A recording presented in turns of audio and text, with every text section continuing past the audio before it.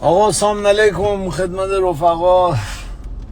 آقا من یه ذره میگم خب کسخل هستم دیگه متاسفانه. ولی کسخلی که بد نیکه، هرچی کسخل باشی بهتره.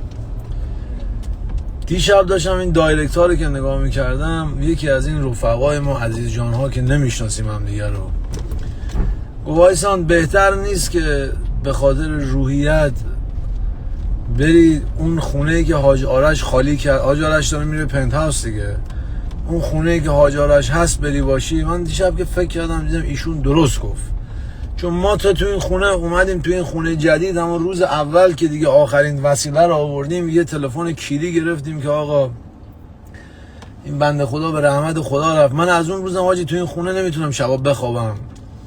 بعد دروغ چرا بگم، من عاشق طلوع خورشیدم. غروب خورشید خیلی کیریه بچه‌ها. من چون بچه مازندرانم خودم، رو این حساب بعد همیشه می اومدم لب دریا، این غروب آفتابی که نگاه میکردم دوست داشتم برم آمریکا. بچگی این غروب آفتاب یه حس بدی به من میده همیشه.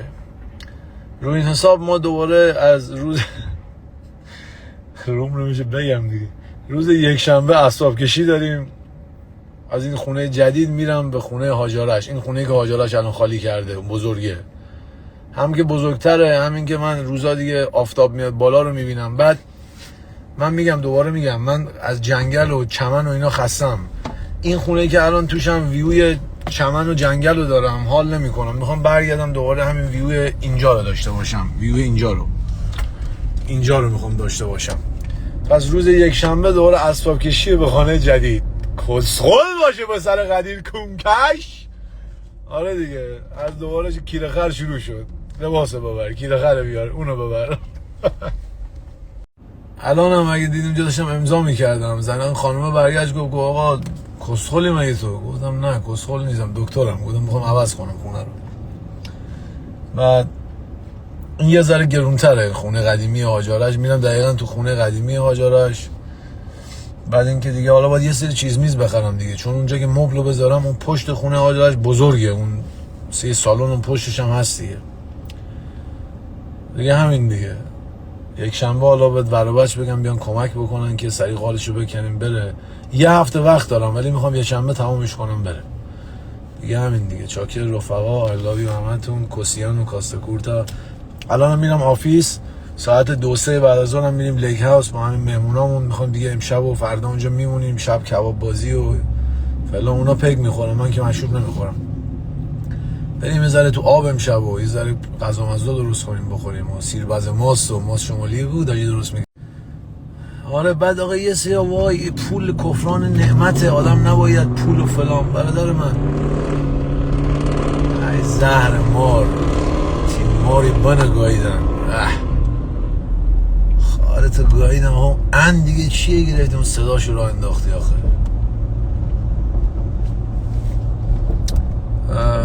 صحبت چی بود؟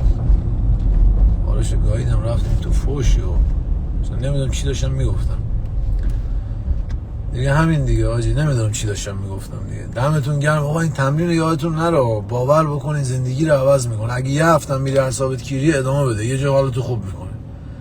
جوشکار باشه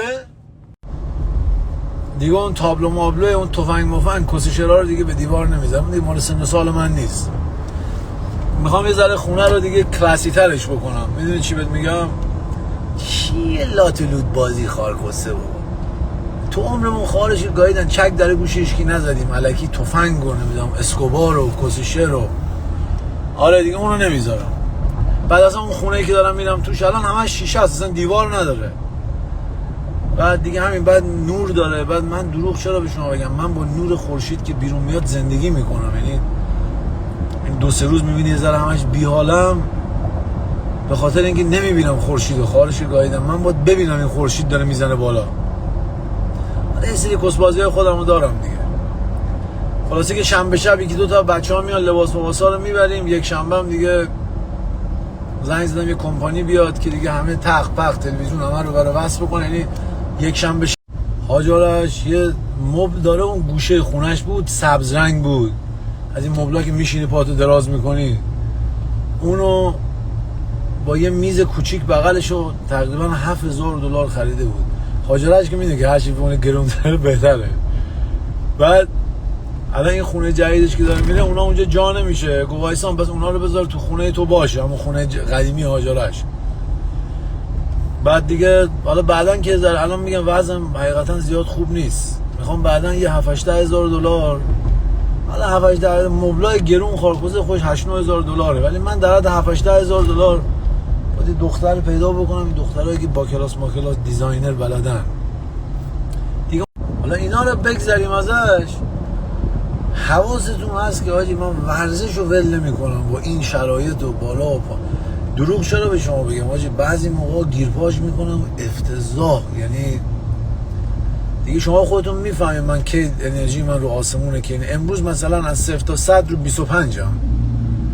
من از وگاس 100 بودم، وگاس به این ور که این اتفاق افتاد که هیچی، واقعا علاقه خودم به خودم 1000 برابر شد. خیلی انسان صافیم، یعنی واقعا میگم به خاطر ملت، به خاطر مردم، حالا ملت که من کسبازی ملت رئیس جمهوره ملت، نه به خاطر رفیق بازم آجی با کونم هم پاره شد. بابا دیروز اونقدر نقش بازی کنه، بپر این ور بپر اون ور، بعد که اینستاگرام قطع میکنی اصلا کسکیشه میگیری. بعد یه چیزی من به شما بگم،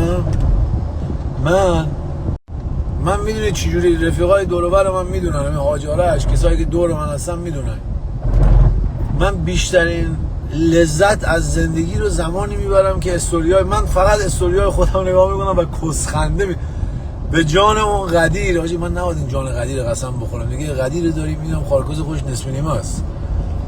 به جان قدیر من استوریای خودم میبینم اصلا یادم نمیاد که کی این کسوشراتو گفتم. مثلا این تیکایی که میگم اصلا تیکای دهن من نیست، همینجوری جفت و جو. این چند روزی استوریامو اصلا نگاه نکردم، دروغ چرا به شما بگم، حالش نرم. الان به خودم قول دادم که یک شنبه شب تو اون خونه میرم دیگه اصلا یه آدم جدید بشم، همونجوری تور دیوانه کسخل بودم همونجوری برگردم تو بازی. این برنامه منه.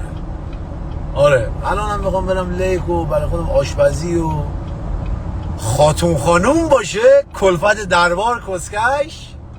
الان میگیم نصف همه خاتون نصف مادرش، شوخی کردم مثال میگم کلفت خانوم. آره دیگه همین دیگه دارم میگم دیگه. فعلا خداحافظ. بابا رو گم شد کی دهنت دیگه، والا خار کسه ان دیگه میخوای خورد تو ماشین من.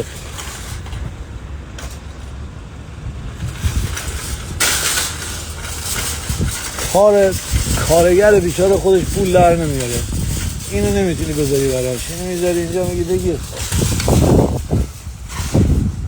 ای جان آمریکا، ای